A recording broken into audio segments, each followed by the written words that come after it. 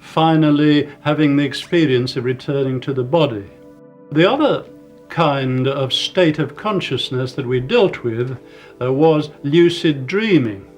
In lucid dreaming, one also has an experience of moving around what looks like the physical world.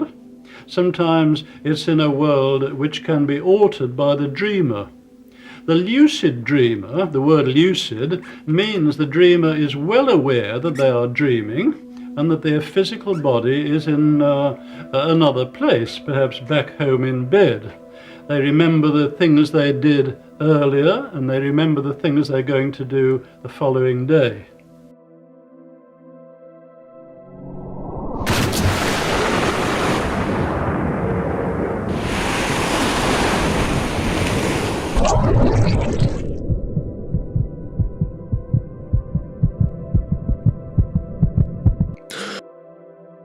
It has been found possible to communicate with a lucid dreamer through the action of their physical body. For example, a lucid dreamer remembers that he discussed an experiment with the experimenters. He can flick his eyes to and fro and produce electrical activity in the muscles which move his eyes, and that will signal to the experimenters in their ordinary state of consciousness that the experiment is about to begin.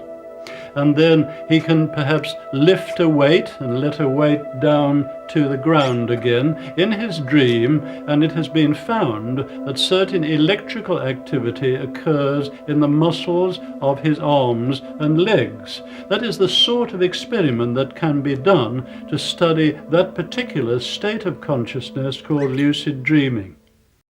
الله يتوفى الأنفس حين موتها والتي لم تمت في منامها فيمسك التي قضى عليها الموت ويرسل الأخرى إلى أجل مسمى إن في ذلك لآيات لقوم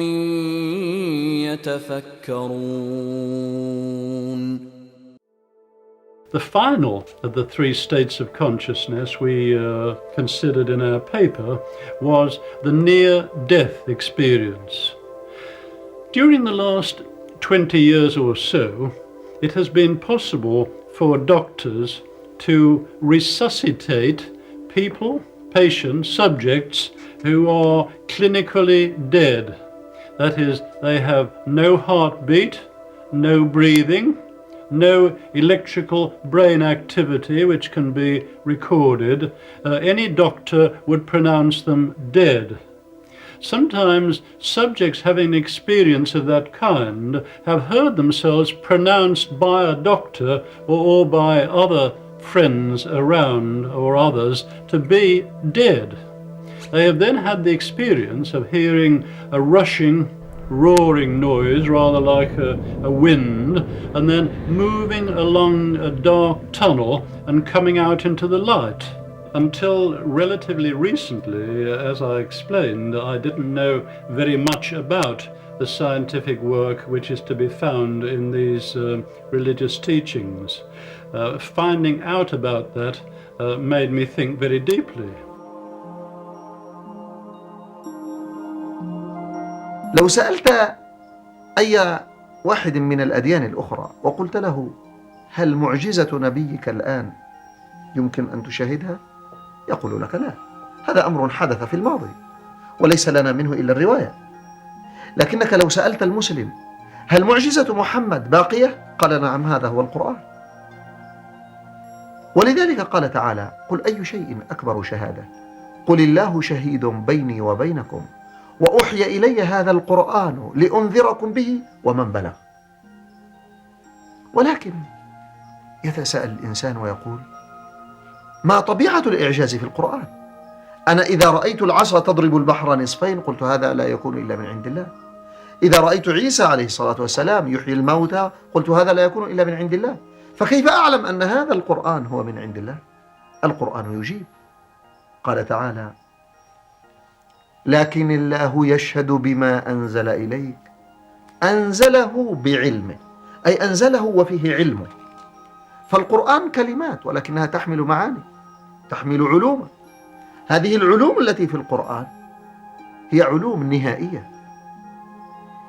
فإذا تقدم البشر في مجال من المجالات التي ذكرها القرآن علموا أن الذي ذكره القرآن هو الحق. وهذا العلم يزداد للبشر جيلا بعد جيل، فهذه المعجزة تتجدد جيلا بعد جيل وزمنا بعد زمن. ولذلك هذا ما نعنيه بأن معجزة محمد صلى الله عليه وسلم باقية ومتجددة.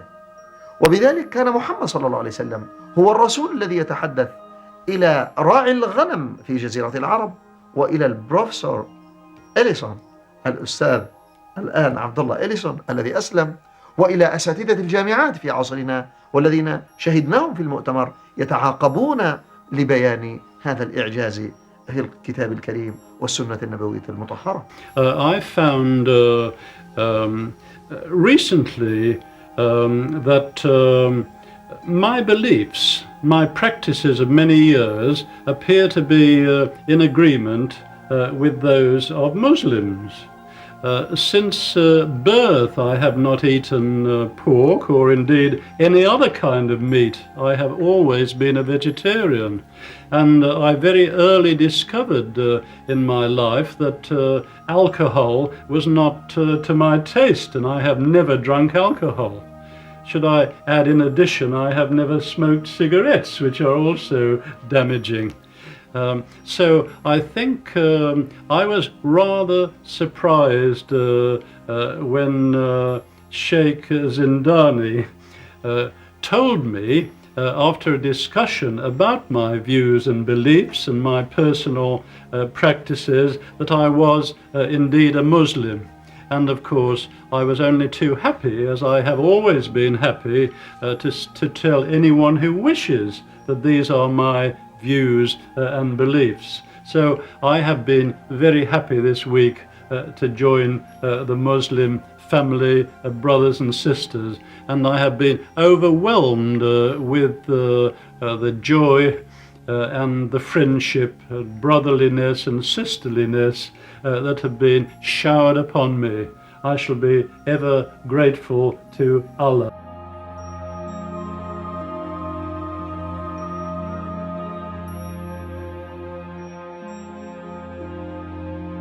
Knots, chains, filaments, cosmic web, networks, all these words are semantically associated with the Quranic word al-hubab. Yes, I think the scientific way is the proper way of introducing Islam to the West. Western countries, I'm thinking particularly of my own, the United Kingdom, but this applies also to others, particularly perhaps the United States. Western countries are basically materialistic. الحقيقة أن الله تعالى في القرآن الكريم يخاطب الناس على جميع المستويات. أحيانا يخاطب الناس بخطاب الفطرة، أحيانا يخاطبون بخطاب العاطفي، وأحيانا يخاطبون بخطاب العقل. أم خلقوا من غير شيء أم هم الخالقون؟ هذا خطاب العقل. في أيامنا هذا نحن في زمن انحطاط، وأغلبية الناس بعدوا من الفطرة خصوصا في الغرب.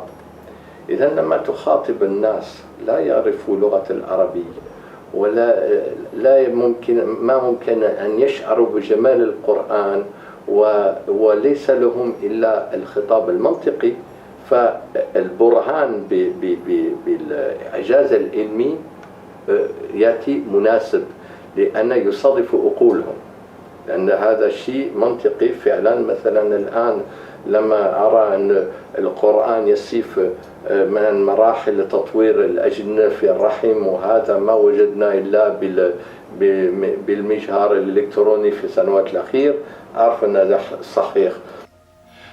People have been educated in our schools to think that science knows all the answers, and anything which does not fit the materialistic scientific picture must be wrong. the current scientific picture, the materialistic scientific picture, in which a human being is no more than a few kilograms of tissues with a little computer at the top, and the universe is no more than all these objects separated around us in physical space. This scientific picture is showing cracks. It is showing cracks in the particle physics area, that is the micro area of the universe, and it is showing wide cracks in the macro area, big things in the psychical research field. A good scientist follows the evidence where it may lead. So where does the evidence lead? In the particle physics area, electrons sometimes appear as waves, sometimes they appear as particles. It depends on the experimenter and the experiment. Sometimes particles disappear from one point in space and reappear at another point in space without crossing the space in between. Sometimes, in order to make the theories, the scientific theories, agree with the results of experiment, time has to run backwards. أما الذين يقولون القرآن كتاب هداية لا دخل له بالعلم، ففي الحقيقة يقولون حقا وتزل قدمهم في أمر آخر. نعم، القرآن كتاب هداية، ومن هدايته أن يكون فيه الحجج الكافية لإقناع العلماء ولإقناع الأجيال ولإقلاع البشر على اختلاف درجاتهم ومستوياتهم. لقد تكلم القرآن ووصف القرآن الكون، وفاض الخبر في الكتاب الكريم وفي السنة النبوية المطهرة عن الكون.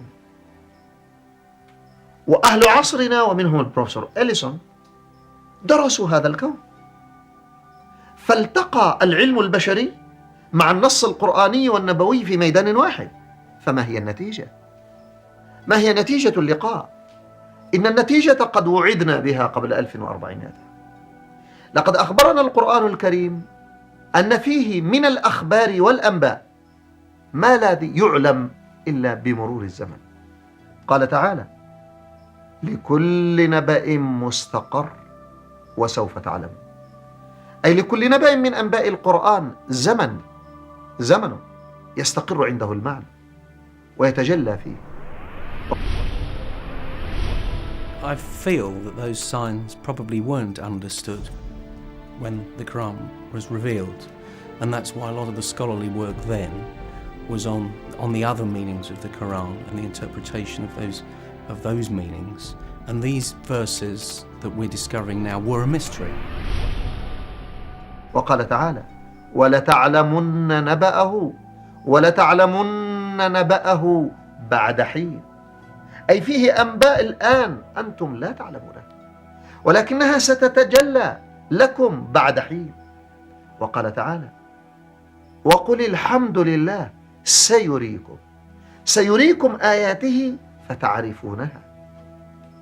أي أن هذه الآيات التي كانت مسموعة للأجيال السابقة أصبح الكثير منها لنا مشاهد، فجمعنا نحن في عصرنا في الآيات الكونية بين السماع من النص القرآني والمشاهدة من الواقع الكوني.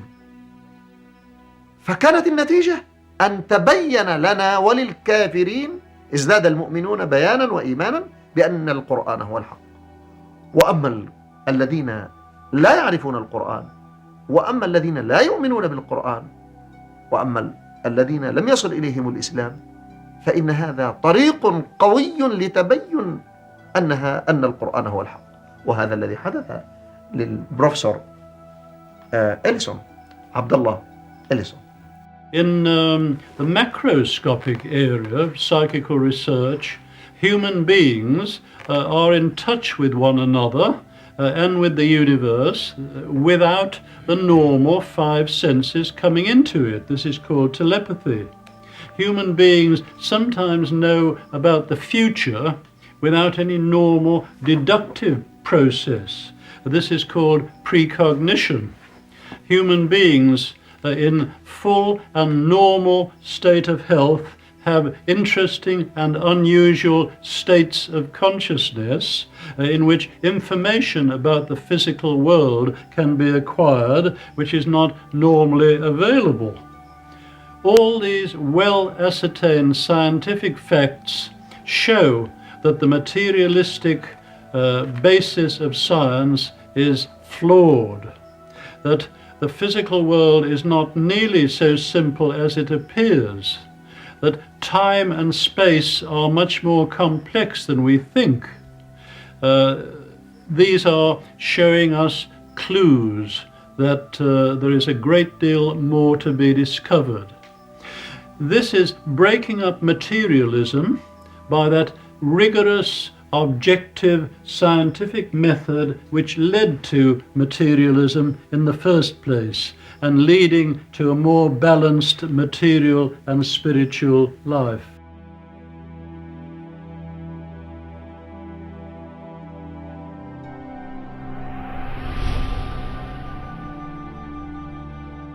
How scientific Islam could be? I was rather surprised. You know, in Western countries we know very little about Islamic religious teachings. The Quran is not very much read, and the Hadith are not read. I think that the Muslim world does not shine its light as much as some of the other religions do in the West. But I was very surprised to learn quite recently of the scientific statements which are to be found in Quran and Hadith.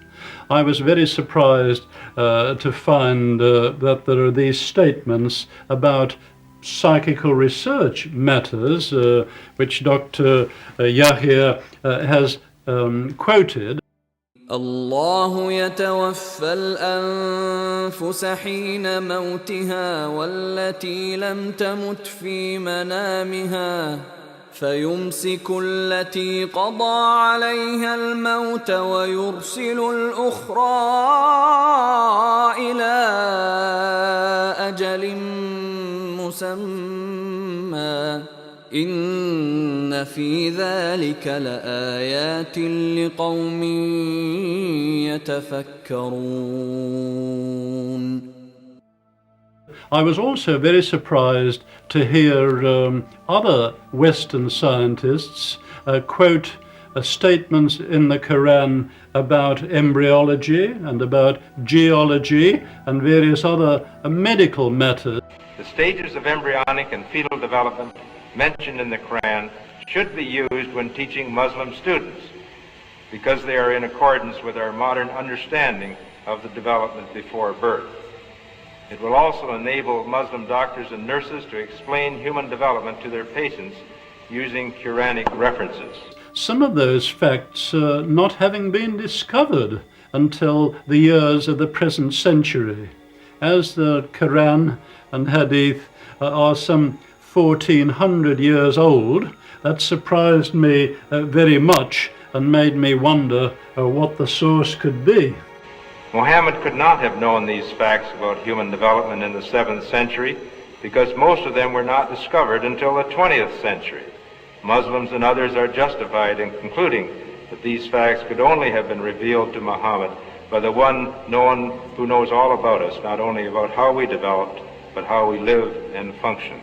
I would like very much to establish in London an important centre in the West as an Islamic scientific research institute to study science, especially those areas of parapsychology and complementary medicine which are so weakly supported at present in the modern scientific world.